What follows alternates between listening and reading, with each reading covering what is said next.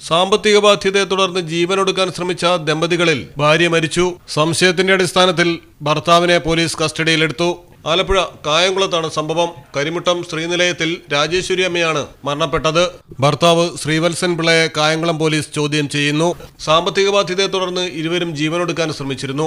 ഭാര്യയുടെ നിർദ്ദേശത്തെ തുടർന്ന് ഭർത്താവ് ഇവരുടെ കഴുത്തിൽ ഷാൾ മുറുക്കിയിരുന്നു. കഴുത്ത് മുറുകിയ സമയം വായിൽ നിന്ന് രക്തം വരുന്നത് കണ്ട് ഭയപ്പെട്ട ശ്രീവത്സൻ പിന്മാറി. തുടർന്ന് വാഹനത്തിന് മുന്നിൽ ചാടി ആത്മഹത്യ ചെയ്യാൻ തീരുമാനിച്ച് ഇരുവരും വീട്ടിൽ നിന്നിറങ്ങി റോഡിലെത്തിയെങ്കിലും ഭയന്ന് പിന്തിരിഞ്ഞു. വീണ്ടും വീട്ടിലെത്തി മുൻപ് തീരുമാനിച്ചത് പ്രകാരം ഷോൾ കഴുത്തിൽ കുരുക്കി ഇരുവരും വീണ്ടും ആത്മഹത്യക്ക് ശ്രമിച്ചു. ഭാര്യ മരിച്ചത് കണ്ട് ഭയന്ന ശ്രീവത്സൻ പിള്ള വീട്ടിൽ നിന്നും ഇറങ്ങി പോവുകയായിരുന്നു. ഇവരുടെ 2 പെൺമക്കളും പൂനെയിലാണ് ജോലി ചെയ്യുന്നത്.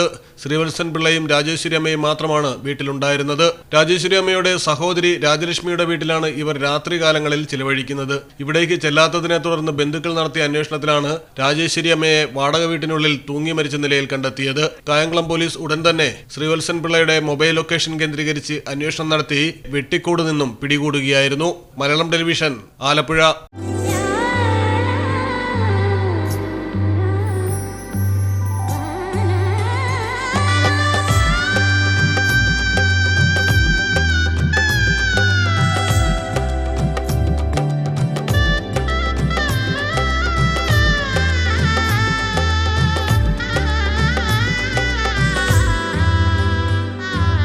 Celebrate the moments of colors.